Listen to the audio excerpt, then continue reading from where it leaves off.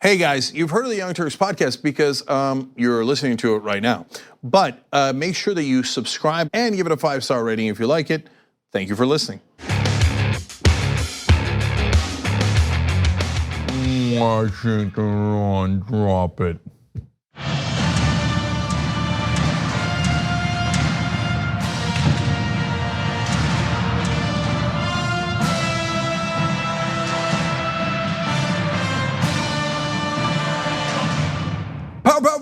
Power panel. John Iadarola, Cenk Uygur, Maz Jobrani, everybody. Maz Jobrani. Okay. Muy fuerte. Good to be back. Uno más. Uno más. Okay. So we got a great show ahead for you guys. Tick, tick, tick, tick. Tick, tick, tick, tick. That's coming up. Fun for everybody. Okay, second hour, we got another fun special guest for you guys, Kal Penn. He's gonna host the show with us in the second hour. I'm also gonna talk to him in the conversation. We don't normally have the conversation. That's our interview show that we do as part of the third hour of the Young Turks. We don't normally do it on Friday, but we will today. And that'll be with Kal Penn as well. So obviously he'll host the show and then we'll have a conversation with him about his career and his new show. Okay, don't forget, I started telling you guys about this yesterday. Massive announcement sometime next week. Massive, okay? The return of the common room. So far everybody I've told, I say that and they're like, yeah. And then I tell them what it is, they're like, all right, so that's next week. Don't miss the shows next week, obviously. Okay. Are you gonna announce that you were on the phone call too?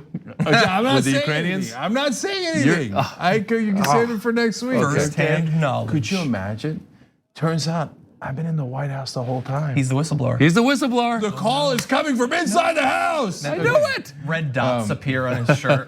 Yeah. Actually, we have a story about Anonymous today, and it's a hell of a story. Okay, so that's the person who wrote the New York Times op-ed and has a book coming out. All right, so let's do it. Let's get to it. Bloomberg, go. Okay. This has been a big week for the 0.00001% of you who've been saying, I want more billionaires in this Democratic primary, because we might have one.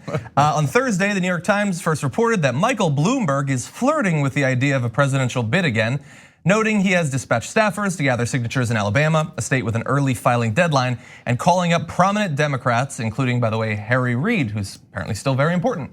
It's not clear whether he's again threatening to run or if this time around he'll really go through with it. But I think it's safe to say that pretty much everyone is assuming that this is a serious move that he's making.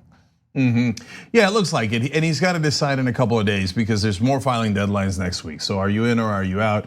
He's been doing this for a long time. When the news broke in the middle of the show yesterday, it was confusing. It was like, because we're doing the show and during the commercial break, I get a thing that says Bloomberg files in Alabama. I'm like, he's running against Pete Sessions? So, because Pete Sessions obviously announced yesterday that he's running for the Alabama Senate seat. So I knew that wasn't the thing. But what I was mainly worried about, and guys, this is the most important part of this story, is I immediately scoured through this the story to see, is he running as a Democrat or is he running as an independent? Because that's all the difference in the world. So he is running as a Democrat in the Democratic primary, at least for now. Okay. He says supposedly that he will not run as an independent. Yeah, I need that to be nailed down with 1,000,000,000% certainty. So if you're gonna run the Democratic Party, the one thing that everybody should pledge, and so they, ask the progressives this all the time when it's never been an issue. But I'm much more concerned about the Bloombergs of the world. You will not run as an independent. If that's 100% certainty, then the water's warm. Come on in, Mike. It's gonna be great. I think the Democratic primary voters are clamoring for a billionaire to save the day. I'm sure of it. Well, especially if it's a billionaire who's also generally out of line with Democrats on issues like bank regulations, stop and frisk policing, and the Me Too movement. He has criticized it in the past. He's singled out Elizabeth Warren on her push to break up big banks. And generally when it comes to that area and that industry, he's gonna have positions that are unlike many voters, I would assume. I wish more billionaires would do like Richard Branson and just go parasailing with presidents as opposed to running for president. I guess when you got this much money and you're 77 and you're bored, rather than starting a band, you just run for president. Yeah. Although that would have been equally, or actually more shocking, but fun though, if you started a band. That I would listen to. That's what I'm talking about, right? The Bloomberg Five. Yeah. I saw Mike and the Bloombies. I saw a tweet that just said, Mike, just buy Fox News. Like, yeah, why not? Well, I mean, there's a million other things you could do that would actually benefit the world, but why this is so, I mean, I guess they say, what was the tagline for the social network? It's like, you can't get to 1 billion friends without making some enemies. Well, you can't get to $53 billion without losing complete touch with reality. Yeah. Like to think, I'm looking out across America and thinking, I'm the one that they want. Well, in the article it talked about how he felt that Biden's going to be the centrist guy, and now that he feels that Biden's not doing that, I'm going to come in and be the centrist guy. This makes me question why so many people are so afraid of the progressive side. Like, it seems like people that should be happy with getting health care and free college education are convinced to vote against themselves and get pulled back towards the center more. Whereas I think, like, let's go long, let's go for it. Let's push ourselves into the more progressive side. And unfortunately, you get more guys like this who are like, no, let's come back in the middle. But let's go. If we're gonna lose, which hopefully we won't, but if we're gonna lose, let's lose big as opposed to losing in the middle. Well, so I want to touch on something that you both said. So first of all, why don't I mind Bloomberg being in the race? To the point that John made, I'll add one more thing that he's conservative about. He's very open to charter schools. So, like, anyone who thinks Mike Bloomberg has a real chance of winning the Democratic primary honestly doesn't know anything about politics. And so you say, oh, Cenk, that's not fair. You have to keep an open mind and blah, blah, blah, blah, blah, blah, and he has billions of dollars, blah, blah, blah. Totally, utterly irrelevant. No way these primary voters are voting for a guy who targeted blacks and Latinos with stop and frisk. And who is a giant, not just that he's a billionaire, I don't care that he's a billionaire. I don't know that others do, maybe they do. I don't care that he's a billionaire. I think you could be a wonderful guy and be a billionaire. But that defends Wall Street with like a frenzied passion. Yeah. Like, oh, we don't need to regulate Wall Street. Now remember, he made all of his money by selling the Bloomberg terminals to Wall Street. Okay, so he is Wall Street through and through. So that is never, ever gonna win on the Democratic primary side in this cycle. Like that, you have to know nothing about politics to think that. Yet most of the major media, I mean, they are taking him so seriously. They're like, oh my God, this is a formidable entry into the race if he does. Formidable with who? Well, why don't we show that actually? Because the thing is, it's not like he actually went around the country talking to activists and regular voters, let alone progressives, to find out if they'd like him. He talks to a limited number of people, the power brokers in the party and people in media. And what do you know? Some of those people actually like him. And so take a look at a little bit of what Chuck Todd had to say yesterday after the announcement, or at least the leak came out. Guns and climate. Who's to his left?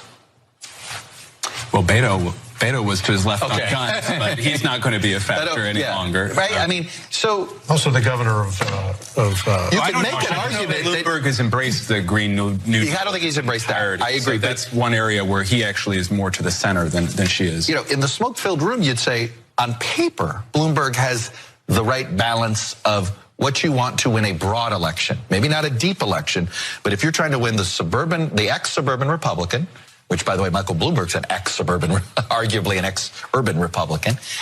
And at the same time, you care about these core progressive issues like guns and climate. It ain't just somebody buying an election. Oh, that's such a bad take in so many ways. But listen, guys, I was just in New York, and I was at a conference that had both bankers and media figures. We talked about it in the post game yesterday, tyt.com/join to get the fuller conversation. But I'm here to tell you, they live in a billion% different bubble than the rest of us. I mean, and the bubble is thick. Everyone in the room's like, oh yeah, Biden, he got this thing nailed. I mean, a little worried about Warren. And Warren, she would destroy capitalism. She would immediately destroy the economy. Oh my God, hair on fire. And they think, well, and she would obviously lose. Obviously lose. We would all vote against her. She would obviously lose. You guys are 1% of 1% of 1%. You don't know anything. You don't know anything about the rest of the country. They're talking about, like, I said to one guy, wages have been stagnant for 40 years. He says, so what? I mean, look, even if you don't care policy-wise, in terms of politics, that's 99.9% of the voters. They care. That's the answer. They care. So a guy who is so out of touch with the person, and look, but so why I'm telling you that is not just because I guarantee you, I mean, I would bet any amount of money and give almost any odds that Mike Bloomberg will not win this Democratic primary. But I'm telling you that because Chuck Todd lives in that bubble. It's a weird, ironic way of almost defending him.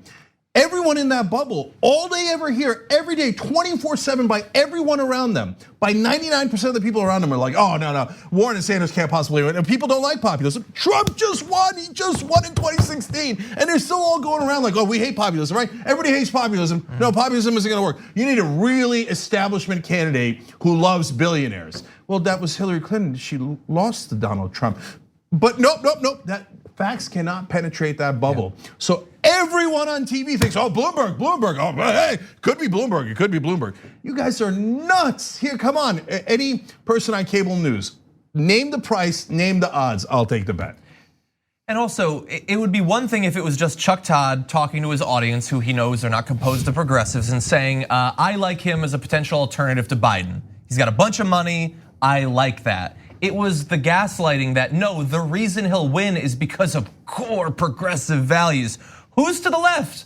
Who's to the left? He doesn't support the Green New Deal. Well, yeah, but other than that, on the climate, who's to the left? What are you talking about? That's where the party is at. That's where the left is at. They reformed all of what the Democratic Party thinks about and is planning when it has to do with climate change around that policy. He completely rejects that, but no one's to his left on that topic. Everybody is to his left on like 4 really significant topics. Like literally everyone, even the most conservative Democrat is to the left. Joe Biden, it seems like a wild-eyed progressive compared to Bloomberg on Wall Street and on stop and frisk and criminal justice reform, right? So, and then on the issues he's supposed to be good at, hey, I don't begrudge him that. If he wants to help on gun control and on climate change, I'm super happy to take his help. But if he thinks being moderate on those positions is good enough to win a Democratic primary and have people support him for president, he's nuts, and everybody who thinks that is nuts. But I want to make one more point about what Maz said. Look,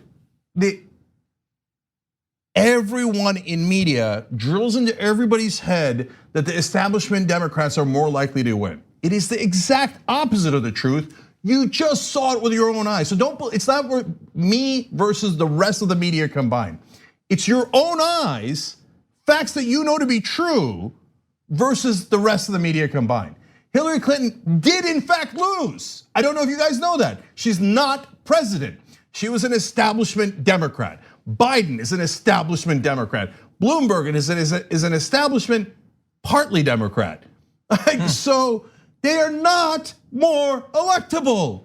So every time you say that, they're like, oh, no, it's because of the weather and James Comey and the Russians, blah, blah, blah. Otherwise, the establishment never. No, Bernie Sanders had a 12-point lead on election day.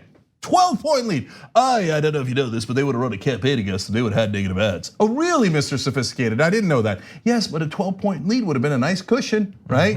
As opposed to what we had, which is someone who lost to Donald Trump. So I'm positive beyond anything I can describe to you that Elizabeth Warren and Bernie Sanders have a far, far better chance of winning than Joe Biden or preposterous Mike Bloomberg. They think they're gonna rally the whole country because they're like, oh no, guys, it's okay. We now have a billionaire who's mainly right wing. So hey, everybody go vote for lower wages.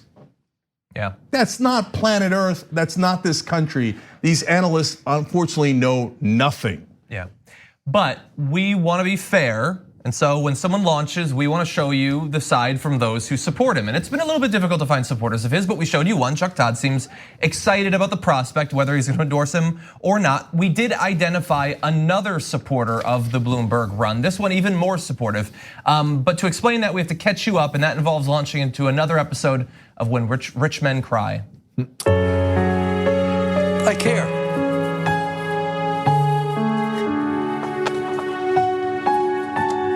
That's it. So that individual there is billionaire Leon Cooperman, who was brought to tears while doing a media appearance after being asked about Donald Trump potentially being impeached, and they were also talking about a wealth tax. He just doesn't like it because he cares so much. Turns out that while the week started off pretty bad for him, it got better once Bloomberg announced, because he just said, "I'm a huge fan of Michael. I know him personally. It's a breath of fresh air. Unless he changes his stripes, he will have my unequivocal support."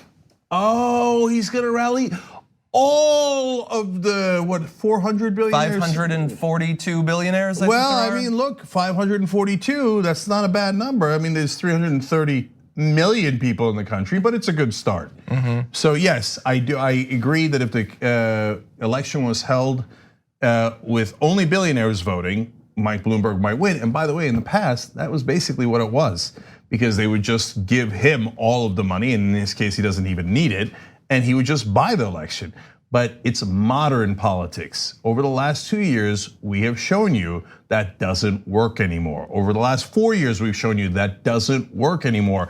And where it works the least is in presidential elections, where there's a ton of free media, and you can't buy your way out of free media. So you go ahead and get all the billionaire voters you want, but nobody else is interested. In fact, just don't take my word for it. Here's one poll. It's a Fox News poll that was done. They asked Democratic primary voters. By the way, the Fox News polls have been relatively accurate. That's why Donald Trump is losing his mind every time it shows that he's getting killed by every Democrat in the race. And Sean Hannity attacked a Fox News poll recently too. Yeah, that'd be like me attacking a TYT poll. Yeah, it's so stupid. Anyway, 6% of Democratic primary voters said they would definitely support him, which I'm actually astonished at how high that is. I don't believe that number, but okay, it's a poll and I'm giving it to you. We'll get real polls in a second if he actually enters the race, because this was a theoretical, hypothetical poll of him entering the race. When he actually does, and when he makes appearances, when he tells it what he is. But anyway, 6%. I don't know if you know this, but that's not a high number. How about the people who said they definitely would not vote for him?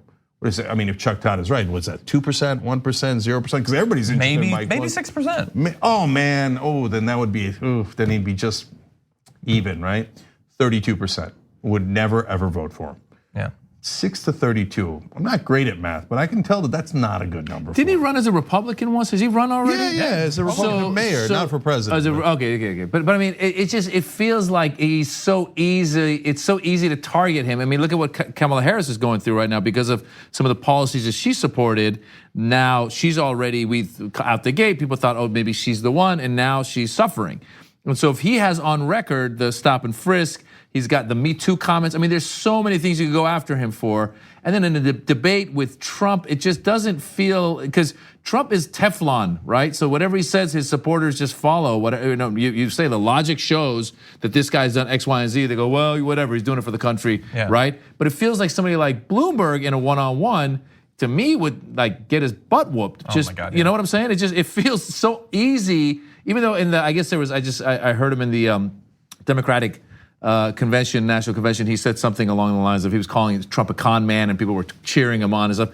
Great speech, but go one-on-one, you're gonna get whooped. So again, it feels like you said, I hope he doesn't take a look and go, okay, you know what, I gotta go independent, because then we're screwed. Yeah, and look, guys, last things about that, because there's so many good points that Maz just made. First of all, Kamala Harris got beat up in the Democratic primary because she went after truancy. That was considered too tough and on crime, and I agree with that. But I mean, that's your standard. Stop and frisk. Oh my God. Like 1,000,000,000% worse than what Kamala Harris did. He would get slaughtered in the debates. The only thing who likes his past on that is Pete Buttigieg, who's like, stand me next to him. Focus on him for a little bit, please, when it comes to those topics. Yeah, and so guys, I'm not against ex-Republicans. I'm an ex-Republican, right? But the dude was a Republican until Trump. So it's like, oh, Bush and Cheney, fantastic. He ran as a Republican, not like, hey, I kind of think like the Republicans from afar. He ran as a Republican and he's like, oh, Bush, Cheney, torture, the Iraq war. He was on for all that. Yeah, God damn it, do you not follow politics at all? There's no way he could possibly win. But to that point, I want to come back to the most important part of it.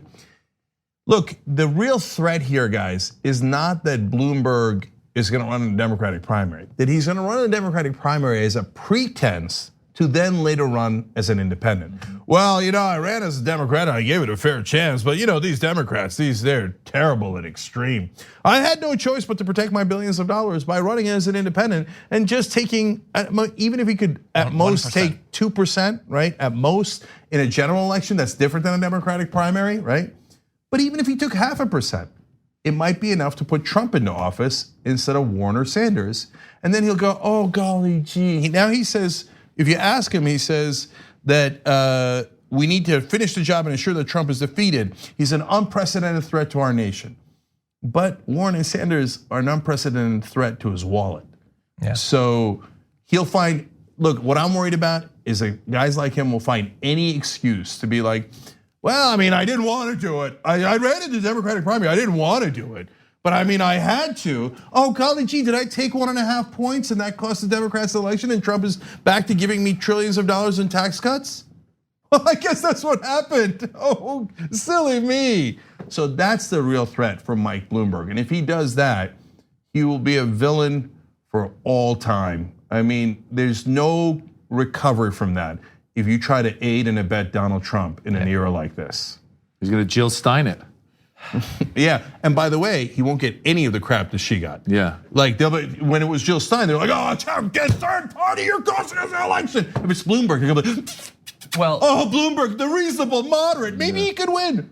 Maybe he could win. I think that's a great point. I would love to see Hillary Clinton say that Michael Bloomberg is grooming himself to run as a third-party candidate right now. Yeah, that's a great question. Are the Republicans grooming him? Are the Russians grooming him? How come we're not having that conversation? So far as I know, he has said he's not going to. I guess I want to see great assurances. Whereas Hillary was attacking Tulsi Gabbard. Tulsi Gabbard said over and over and over and over again she's never going to run as a third-party candidate. So here's how you can give an assurance. My trust fund that I was going to give to X, Y, and Z, if I run as an independent, will now go to the Young Turks. Okay, well that would be a guarantee that you're not running as an independent. Yeah. Okay, let's see that happen. Yeah. First break? Yes. All right. When we come back, the person inside the White House that wrote the devastating New York Times op-ed has a new book out, and boy, are there, you want to talk about devastating. Some of the stories from inside there, the two in particular, the 100 terrible ones, but two in particular where I was like, wow, just when you thought he can't possibly go any lower. Yeah, he went lower. Right back. We need to talk about a relatively new show called the Republic, or UNFTR. As a Young Turks fan, you already know that the government, the media, and corporations are constantly peddling lies that serve the interests of the rich and powerful. But now there's a podcast dedicated to unraveling those lies, debunking the conventional wisdom. In each episode of the Republic, or UNFTR, the host delves into a different historical episode or topic that's generally misunderstood or purposely obfuscated by the so-called powers that be, featuring in-depth research, razor-sharp commentary, and just the right amount of vulgarity. The UNFTR podcast takes a sledgehammer to what you thought you knew about some of the nation's most sacred historical cows. But don't just take my word for it. The New York Times described UNFTR as consistently compelling and educational, aiming to challenge conventional wisdom and upend the historical narratives that were taught in school. For as the great philosopher Yoda once put it, you must unlearn what you have learned. And that's true whether you're in Jedi training or you're uprooting and exposing all the propaganda and disinformation you've been fed over the course of your lifetime. So search for UNFTR in your podcast app today and get ready to get informed, angered, and entertained all at the same time.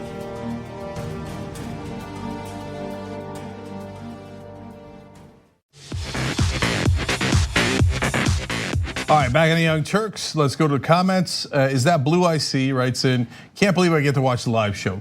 Yeah, anybody can do that. It is, of course, every day, 6 to 9 p.m. Eastern on tyt.com/live. The Left First writes in, I only want more billionaires in the race if it means they break down in tears often. Hashtag I'm with Anna. A guy writes in, if Bloomberg wants to throw his money away, I'm willing to alleviate him of that affliction. That is mighty Christian of you. Wow. Really fast, Bloomberg, just like help Mitch McConnell get beat. Like, there are so many better ways to spend your money. There's almost every better way to spend your money. Although, guys, I forgot to mention this in the story. Keep in mind, this might actually help us. I mean, if he takes a couple of points away during the primaries, it's going to be from Biden. Yeah. So be careful what you wish for. You just might get it, right? Yeah. So Big Doc D Nice says, first and foremost, thank you for the birthday wish to my wife D Nice. She really loved it. It made it seem like I have juice. That's funny. Cenk, I often disagree with you. Not funny or interesting. Okay.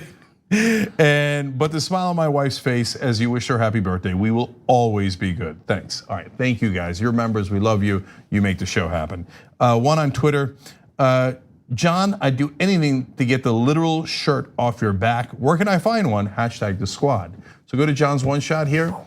So yes, this just came out on shoptyt.com, shoptyt.com. I realized I was wearing one earlier today.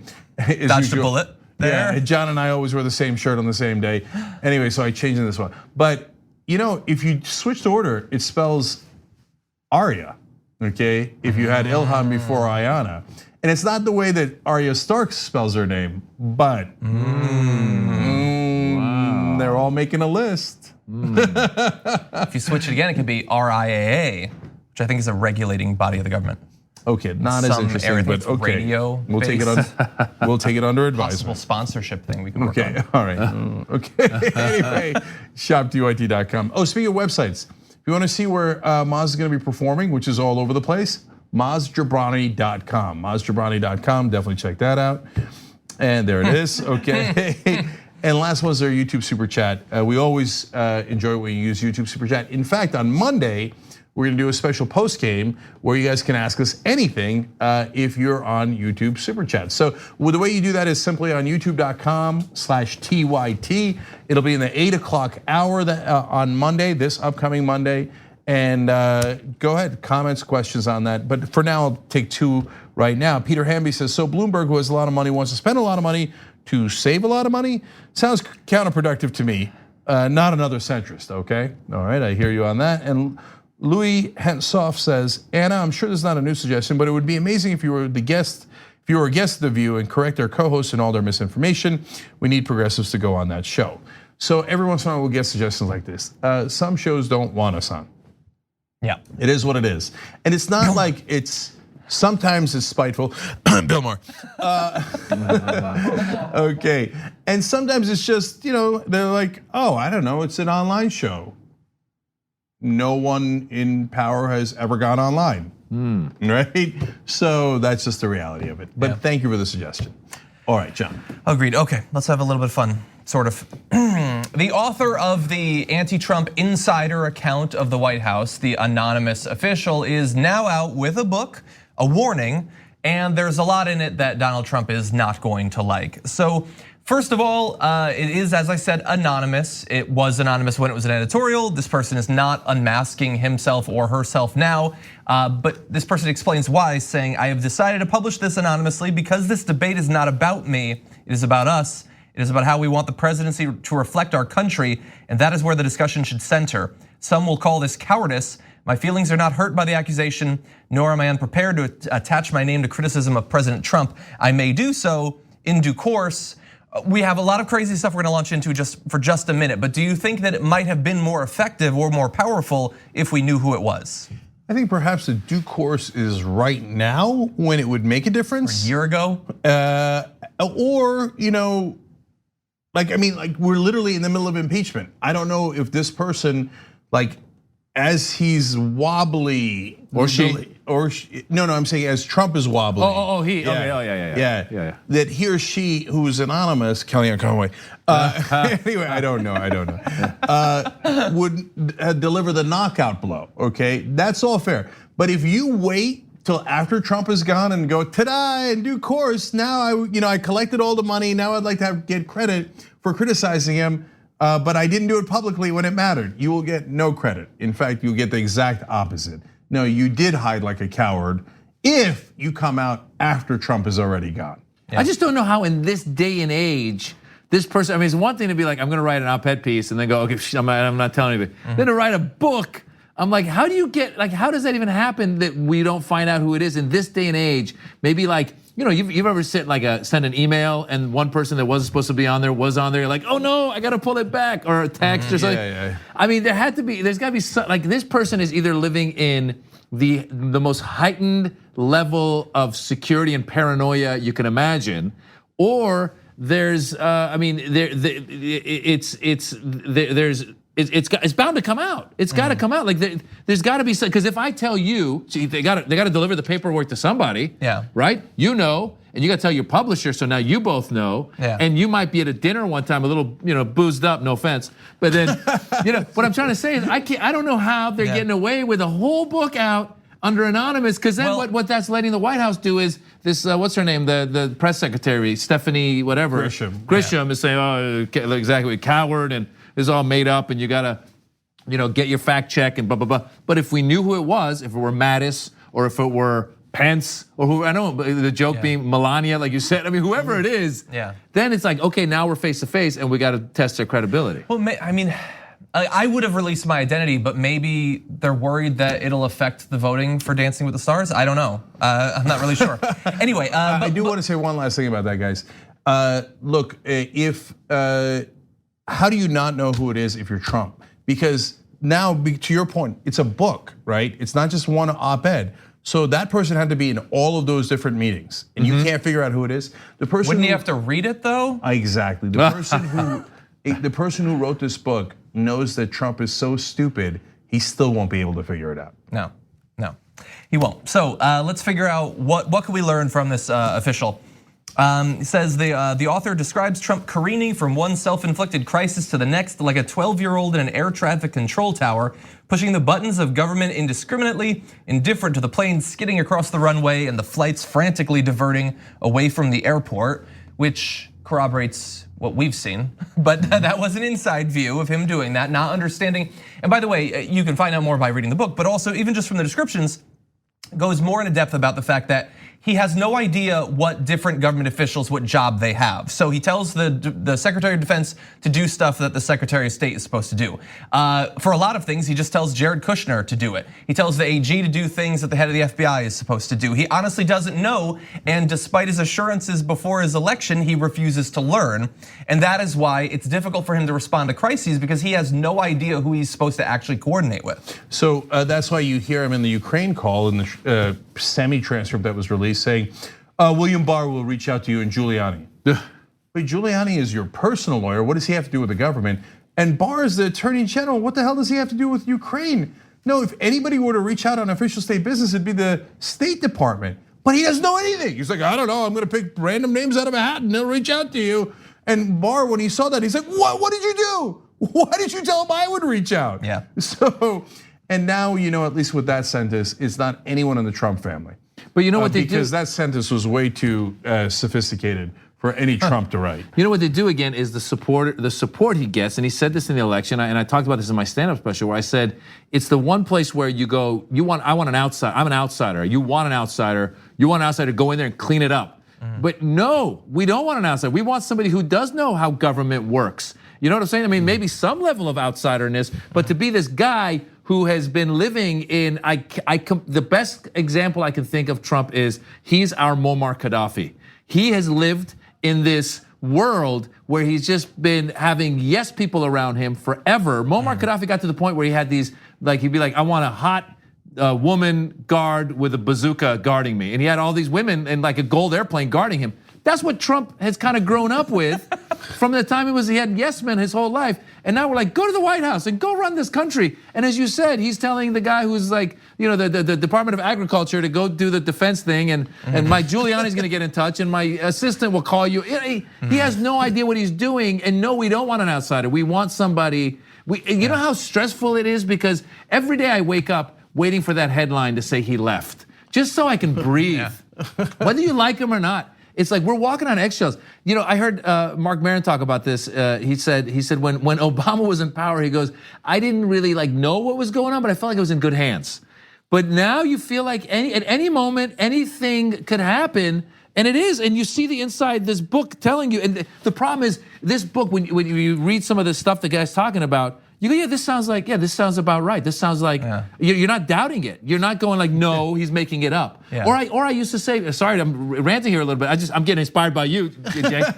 No, when the thing happened, remember when the in Hawaii, they said that there's bombs coming from Korea and they had the bomb threat and everyone was freaked out. And I thought to myself, I go, my God, we're living in this era right now where with this current president, I believed that North Korea was bombing us because he said something at some point. Yeah. You know, you don't think you go, no, it's a false alarm. You go, it could be happening because this guy could have said something. So that's what you get when you get an outsider to go in and do the most important job in the world. With an IQ of approximately 42. The missiles are in the air and his response is, "Dear God, someone wake up Ben Carson." No, that's not, not him, you idiot. Anyway, okay, so in response to finding out, I believe this was in response to judges initially striking down the Muslim ban that he tried to put into effect. He apparently was quoted as saying, "Can we just get rid of the judges? Let's get rid of the expletive judges. There shouldn't be any at all, really." There shouldn't be any judges at all, really. Okay, I mean, look, if you still support the guy, whatever, there's nothing I can do to help you, and you don't understand America at all, and you'd love to live in a tyrannical government. Yeah. There are no judges. How do you have any law? He said he was a party of rule of law and law and order. How do you have law and order without any judges? Guy's a total unbelievable moron and a criminal. You know who doesn't like judges? Criminals. Yeah. So sort of related, has to do with discrimination. The author alleges that Trump attempted a Hispanic accent during an Oval Office meeting to complain about migrants crossing the US-Mexico border. Trump was quoted as saying, quote, "We get these women coming in with like 7 children.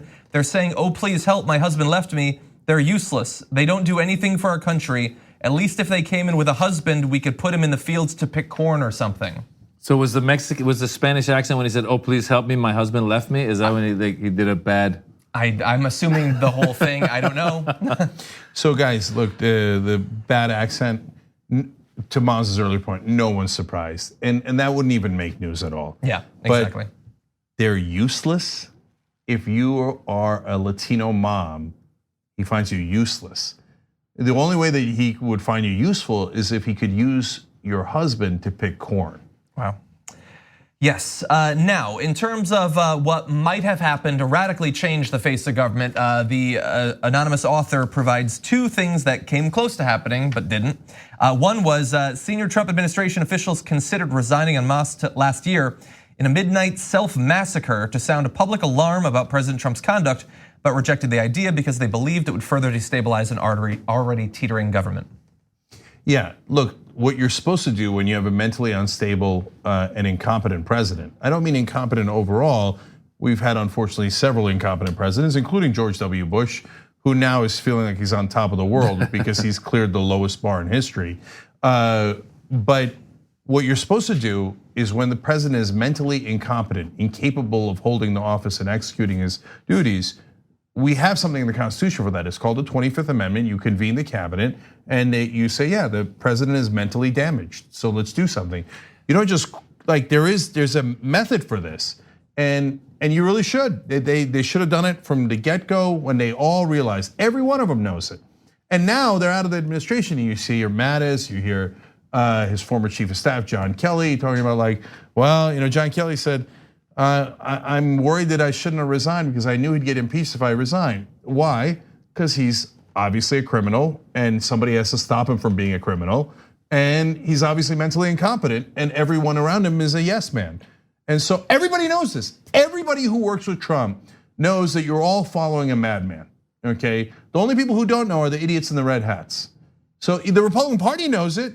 They're worried about the guys in the red hats and they're worried about losing their own seats. But we all know he's a lunatic and an idiot and all of these horrible things. But the comment about Latino woman coming in, just as when you think you can't get any lower, you're useless. You're useless. And well, your husband could be useful if he was a servant of ours. God damn it. And if you support him after hearing that, and then don't get surprised when we say you're racist. Like, oh, I can't believe you called me racist. I think the only thing that Latinos are good for is picking corn, otherwise they're useless. Okay, if that's not racist, what the hell is? So it's not just him, it's his supporters that are the problem because they enjoy following this maniac. But also it goes deeper because it's not just him denigrating these people, it's the fact that we need immigrants in this country and we're losing because he keeps saying, I want the best and the brightest. As an Iranian American, I know for a fact because of the travel ban, a lot of very smart Iranian students in Iran who've been accepted to top universities here have had their visas revoked and not been allowed to come here because he's playing politics. And the same thing goes for people that are trying to come here through asylum. We need those people, and instead of coming here, they're gonna end up in Canada and Europe and other places. So even if you're defending him on the other side and going like, yeah, we want the best and the brightest, or they should come here and do some work and whatever, they do come here and do work. They do come here and add to the economy. We need them in the economy. This dude is crippling us in the future with what he does, and they keep going to things like his son saying things like, the economy's good and the numbers are better, and therefore, I know he's got kind of a crude mouth sometimes. How far are we willing to go? How far are you willing to give up your own integrity to say that the economy's good? Which, by the way, that's debatable as well. What caused the economy to be as good as it is? Is it as good as it is? We're not sure. Are people getting the benefits that they were supposed to? We don't know. But how low are we willing to go? How many people are we willing to put in cages? How many times are we willing to denigrate families that are trying to come here for a better life because you think that your stock prices are a little bit higher? Yeah. By the way, you say that about Iranian immigrants, and I guarantee you the MAGA guys watching are like, I don't care how smart they are. I'm glad they're not coming. They're from Iran. And then they don't get that that's a racist thing to say. Yeah. Like they literally don't understand that. How could they help our economy? They're from Iran, man. Nobody from the Middle East is gonna help our economy. Well, there was an immigrant who had a son here. He was from Syria. Ugh, Syria. His son's name is Steve Jobs. Wound up helping the economy a little bit. Yeah. Okay, break. Another break. When we come back, tick, tick, tick, tick, tick, tick, tick, tick. At TYT, we frequently talk about all the ways that big tech companies are taking control of our online lives, constantly monitoring us and storing and selling our data. But that doesn't mean we have to let them. It's possible to stay anonymous online and hide your data from the prying eyes of big tech. And one of the best ways is with ExpressVPN. ExpressVPN hides your IP address, making your activity more difficult to trace and sell to advertisers. ExpressVPN also encrypts 100% of your network data to protect you from eavesdroppers and cyber criminals. And it's also easy to install. A single mouse click protects all your devices. But listen, guys, this is important. ExpressVPN is rated #1 by CNET and Wired magazine. So take back control of your life online and secure your data with a top VPN solution available, ExpressVPN. And if you go to expressvpn.com/TYT, you can get 3 extra months for free with this exclusive link just for TYT fans. That's expressvpn.com/TYT. Check it out today.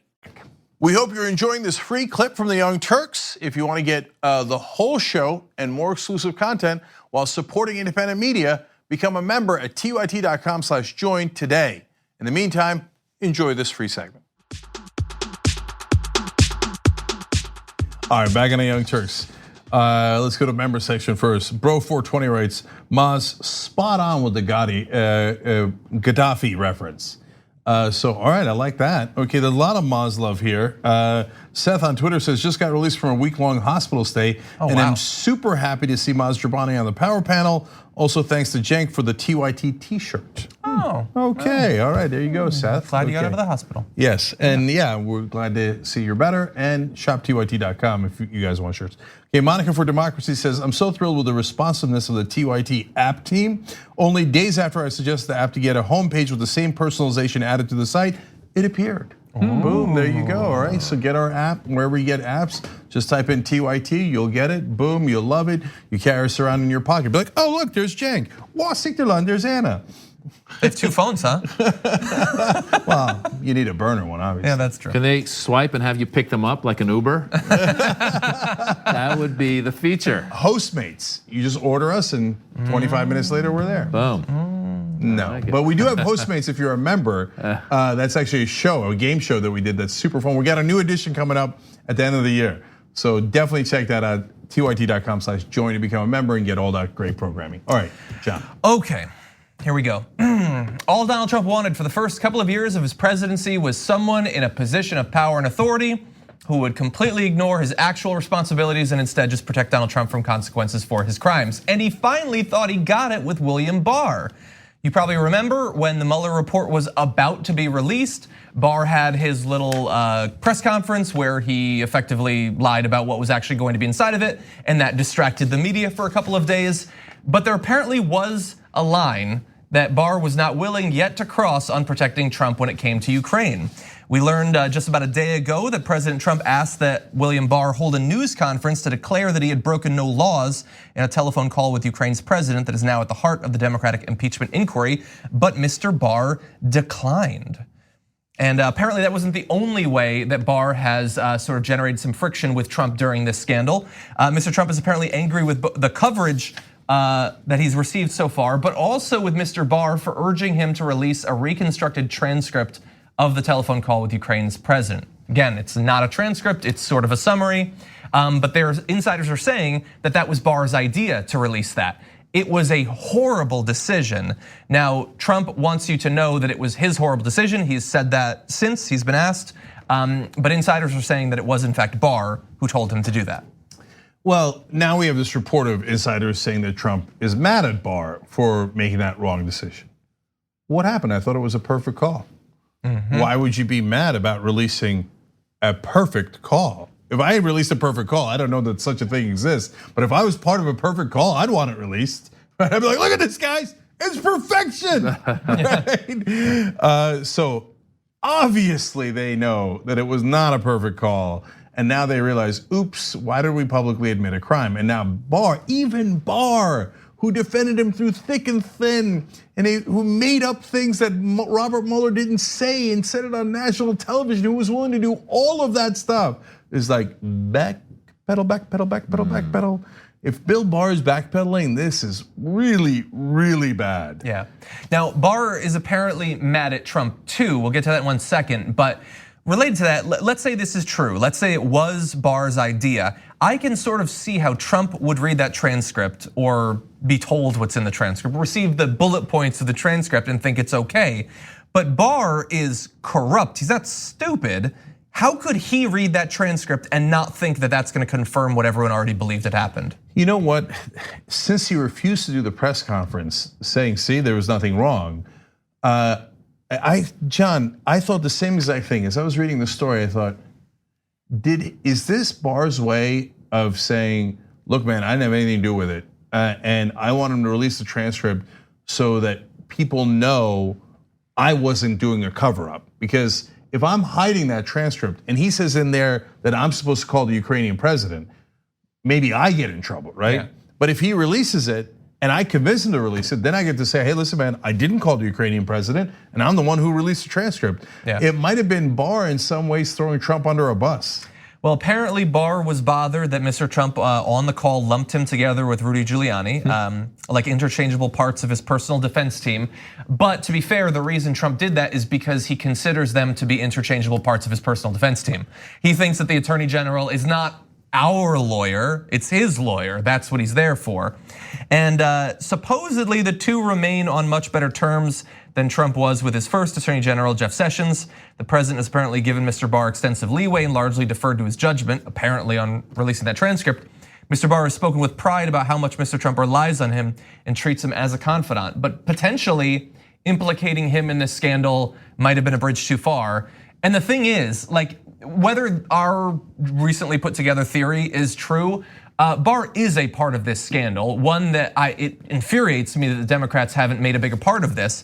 When the whistleblower tried to go through the normal channels to raise concerns, Barr quashed it. He ended it there. That's the only reason the whistleblower had to go to Congress to try to start to communicate with people like Adam Schiff. It's because Barr tried to cover it up initially. Well, Barr seems to be one of these Republicans who feels he's getting what he wants policy-wise, therefore he's trying to protect Trump. Because I can't imagine Barr's not walking away from meetings from Trump and going, what an idiot. I mean, you just know he's doing that, but he's also saying, well, I'm getting whatever I want, whether it's the judges or the conservative policies or the deregulations or whatever you want. Because Barr also, I was listening to this thing yesterday about how he's very religious, anti-secularist, has made statements against LGBTQ. He's very conservative. Yeah. So he's one of these guys who's a smart guy, getting what he wants, trying to protect Trump, but as you said, doesn't want to get in the middle and say, I was also, part of this quid pro quo. And Trump is this paranoid conspiracy theorist. So even if you're on his good side, at some point you're going to end up on his bad side. Yeah. Yes, 100%. Look, I guarantee you that a lot of people say this after the Trump administration is over, and I don't know if Bill Barr will be among them, but I'm pretty sure he'll think it, which is they'll say, look, I agreed with him and I was happy to serve him. And Bill Barr, Maz is 100% right, he's super conservative, unbelievably conservative, right? But what they're gonna say is, but I didn't know how stupid he was. Like, you can't be prepared for that until you're in a meeting with him and you're dealing with him day to day. Like, it's stunning how stupid he is. Yeah. So that's why he doesn't understand things like the attorney general is not your personal lawyer. But I gotta give you a couple of quotes here that are devastating. Trump tweeted out recently when the Washington Post broke the story about how Barr didn't wanna do the press conference. Quote, we both deny this story, which they knew before they wrote it, garbage newspaper. And then New York Times adds, Mr. Barr, however, did not publicly deny the account. So they are not on the same page, okay? And of course, Trump didn't check on that before he sent the tweet out. And finally, John Bolton. So I wanna give you two quotes here. He said, he is willing to defy the White House, according to a report came out today, willing to defy the White House and testify in the House impeachment inquiry about his alarm at the Ukraine pressure campaign. So here comes Bolton to Ramsey or otherwise to stretch out Donald Trump and perhaps deliver some vengeance for his own firing. But apparently Fiona Hill backs up Bolton as being not part of this and opposed to this, what he viewed to be a criminal undertaking in the Ukraine call. And here's her quote of Bolton. She's saying Bolton said this at the time. You go and tell Eisenberg that I am not part of this drug deal that Sondland and Mulvaney are cooking up. Damn. Whoa.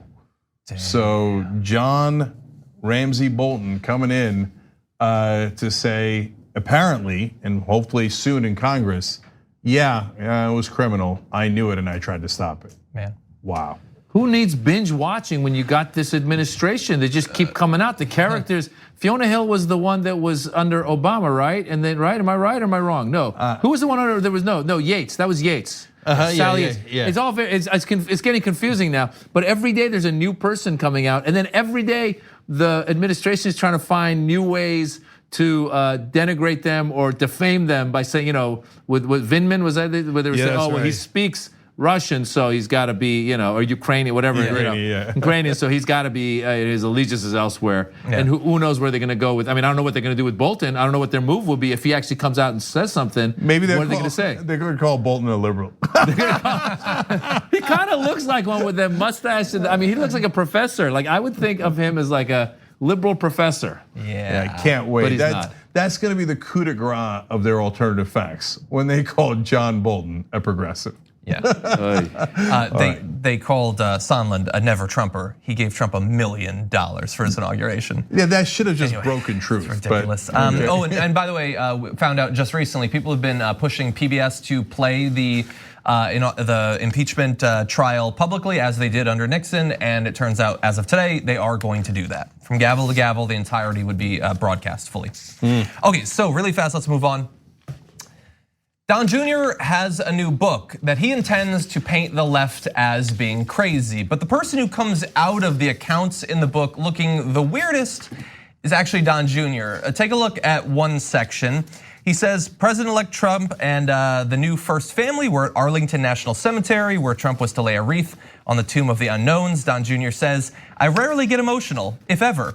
Yet as we drove past the rows of white grave markers in the gravity of the moment, I had a deep sense of the importance of the presidency and a love of our country.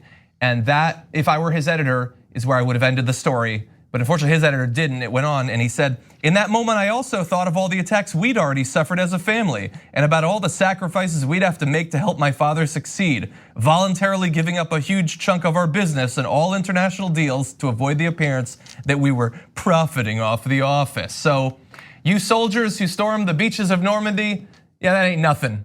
I wanted to expand a golf course in Scotland. Can I quote Hall & Oates on this? I'm out of touch. Yeah. I'm out of touch. Donald Trump Jr. is out of touch. I think they kind of summed it up. I think so. Right? I didn't think we were going that direction today. Okay, so if you remember Donald Trump after the 9/11 attack, went on the radio immediately thereafter, and they said, well, how do you feel about this tragedy? We just lost thousands of Americans in the city that you live in and cherish. And he said, well, now I used to be the second tallest tower, and now I have the tallest tower in Manhattan. Yep. By the way, also not true. Okay, but that he bragged about now he has the tallest tower in Lower Manhattan. Okay, and then listen to all the things that Donald Trump Jr. says, even before you get to the atrocious stuff. He says, no, I rarely get emotional, if ever. What a weird thing to say. Watch The View. Yeah, I don't like, that's true. But like, what kind of a sociopath never gets emotional, right? But to the Republicans, it's like, yeah, I have no empathy, I have no emotion. Congratulations, really appreciate it. Thanks for letting us know. And then you gotta remember, of course, this is in the context, and this goes to how stupid he is and his dad are. Oh, I just went to Arlington National Cemetery and all those poor people who died so that my dad wouldn't have to go to Vietnam because he lied about his bone spurs. Yeah. Like, if your dad is the coward who got 5 deferments from Vietnam, and I'm not saying everybody who got a deferment was a coward, but he was, Trump was, because it wasn't just for school. Afterwards, he had his daddy write him a note, a doctor that owed his dad a favor, and the New York Times broke that story, wrote a note for him pretending he had bone spurs. And when Trump was asked, which foot did you have the bone spur on? He's like, maybe both. Okay, so that's your dad, and you're writing about him visiting Arlington National Cemetery. He ran, and those people died for him, okay? And then you write, but on the other hand, we did not get to do the international expansion of our multi-billion-dollar empire like we were planning. Yeah, and the only thing that makes it worse is that they still did all of that international stuff. He's also lying there. Yeah. But this is what the family is. It's delusions of grandeur. It's a God complex. Them not being able to get, like they wanted a hotel in Mexico City or something, is the same as a soldier dying. Trump's impeachment inquiry is a lynching. No president has. Trump Jr. went on the View yesterday to say that no president has received anywhere near the attacks that Trump has, which was news to the Kennedy family. It's just, they're all crazy. But there is just one little fun angle on this, and that is that Donald Trump, his book is Triggered: How the Left Thrives on Hate and Wants to Silence Us, because if you're a conservative, you're obligated to release a comedy special or a book that's called Triggered. But anyway, the way they designed the cover, you'll notice that's not what the name of the book is. That's because the design is very easy to Photoshop, and so some group went in and replaced the covers with "Daddy, Please Love Me." Everything I do for Daddy's love. Oh my God. Which, by the way, could have also been the name of Donald Trump Sr.'s book. And so, but finally, my favorite part of the book is they go to the Tomb of the Unknowns, as John told you, and Trump goes, "Who are these guys?" I'm kidding. No, That's funny. But you thought it could be true, right? That's my whole point. That you really believe that? Yeah. We're shutting it down until we find out what's going on with these unknowns. What, they couldn't afford to get their names chiseled on the thing, on the tombstones. All right, guys. Everybody check out MazJobrani.com so you can figure out where he's touring. Okay, everybody check out Damage Report, John's fantastic show. And when we come back, we've got Anna Kasparian and Cal Penn. Okay, right back.